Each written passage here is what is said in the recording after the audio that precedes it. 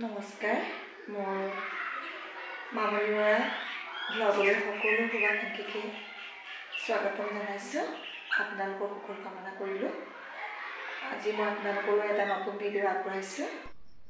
আজি অংগনবাড়ী কেন্দ্ৰত মাল্টিগ্ৰেইন চুজি মই কেনেকৈ বনাওঁ আপোনালোকক দেখাব বিচাৰিছোঁ। এয়া বনাবৰ কাৰণে মই এইটো মাল্টিগ্ৰেইন চুজি, তাৰপিছত এইটো হৈছে মই বাদাম গোটাই লৈছোঁ, লগতে এয়া মোৰ ঘিউ বটল, এয়া অন্নপূৰ্ণা ঘিউ বটল। তাৰপিছত এইখিনি হৈছে মোৰ খিচমিচ, তাৰপিছত আৰু এয়া হৈছে চেনি, কাৰণ চেনিটো দিব লগা হৈছে কি কাৰণে, ল'ৰা ছোৱালীবিলাকে চেনি নিদিলে খাই বেয়া পায়। আজি অৱশ্যে গাখীৰ নাই। আৰু এইফালে মই এয়া কেৰাহী পাতি লৈছোঁ আৰু এয়া মই কেটলি। প্ৰথমতে মই কেৰাহীখনত অন্নপূৰ্ণা ঘিউ ঢালি লওঁ, গলাই পিনি ঢালোঁ। ভিডিঅ'টো মই এইকাৰণে বনাইছোঁ, সকলোৱে বেয়া, খাবলৈ বেয়া এনেকৈ কৈ থাকে নে, গতিকে কি ধৰণে কেনেধৰণে দিলে বস্তুটো খাবলৈ সোৱাদ হয় সেইকাৰণে বনাইছোঁ। চুজিখিনি অন্নপূৰ্ণা ঘিউৰ লগত মই ভাজি ৰঙচুৱা কৰি পেলাওঁ। অৱশ্যে এইখিনি এনেও ৰঙা, তথাপিতো মানে অলপ ৰঙচুৱা কৰি মচমচীয়া কৰি লওঁ।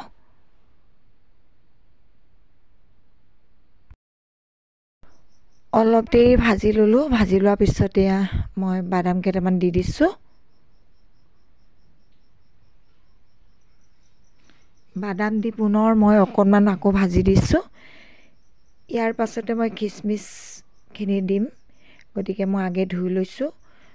মই ধুবৰ কাৰণে গিলাচত এয়া লৈ লৈছোঁ, কাৰণ পেকেটিং যদিও নুধুলে ভাল নালাগে, যিহেতু ল'ৰা ছোৱালীখিনিক পৰিষ্কাৰ পৰিচ্ছন্নতাকৈ নোখোৱালে মোৰ ভাল নালাগে, আৰু লেতেৰাকৈ খোৱালে নিজৰে পাপ লাগিব, গতিকে পৰিষ্কাৰকৈ আগে ধুই লৈছোঁ।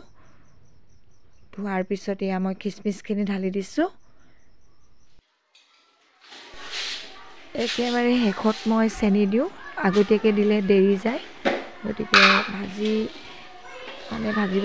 যেতিয়া মচমচীয়া হ'ব তেতিয়া একেবাৰে লাষ্টত মই চেনি দিওঁ, আগতীয়াকৈ দিলে নহ'লে দেৰি যায়।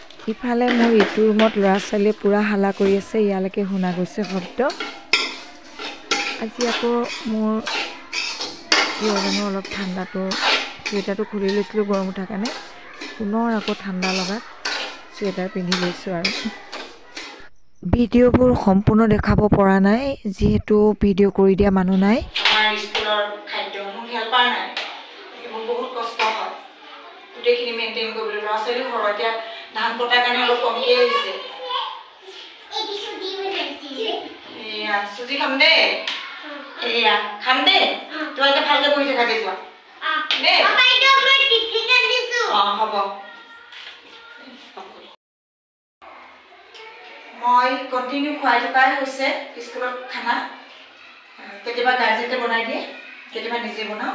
তাৰোপৰি আকৌ কি হৈছে, ল'ৰা ছোৱালীক পঢ়াব লাগে, এক্টিভিটিজ কৰাব লাগে, তাৰোপৰি মানে অংগনবাড়ী কেন্দ্ৰটোৰ কাৰণে ইমান কষ্ট কৰাৰ পিছতো যদি কিছুমানে হিংসাহতেই হওক বা যি কাৰণতে হওক নাই কৰা, ল'ৰা ছোৱালীক খাদ্য দিয়া নাই, স্কুল সময়মতে খোলা নাই, এনেকুৱা মিছা কথাবিলাক ক'লে খং উঠি যায়। আপোনালোকৰ বাৰু খং উঠেনে কোনোবাই যদি আপোনালোকৰ বিপক্ষে মিছা কথা কৈ থাকে? অফিচে যি ধৰণে নিৰ্দেশ দিয়ে মই তেনেধৰণে কৰিবলৈ সদায় চেষ্টা কৰোঁ। যদিহে মোৰ দেহাটো ভাল হৈ থাকে মই কামত গাফিলতি নকৰোঁ। আৰু মোৰ অভিভাৱকসকলে মোক নিশ্চয় গম পাইছে মই কেনেধৰণে অংগনবাড়ী কেন্দ্ৰটো পৰিচালনা কৰিছোঁ। মানুহৰ মানে কি কয়, মানুহে মিছা কথা ক'ব পাৰে বা মই মিছা কথা ক'ব পাৰোঁ, কিন্তু ভগৱানৰ যিটো কেমেৰা, সেই কেমেৰাটো কিন্তু কোনো থাকিব নোৱাৰে। লিখা মেলা কিবা থাকি যাব পাৰে বা ভুল হ'ব পাৰে, কিন্তু কৰ্মখিনি সদায় কৰি যাবলৈ চেষ্টা কৰোঁ। আন্তৰিকতাৰে কষ্ট কৰাৰ পিছতো যদি কোনোবাই নাই কৰা বুলি অপমান কৰে, সহ্য কৰিবলৈ বহুত কষ্ট হয়। আপোনালোকৰ বাৰু তেনেকুৱা হয়নে বাৰু? ভিডিঅ'টো আজিলৈ ইমানতে সামৰিছোঁ, কিবা ভুল হ'লে ক্ষমা কৰিব।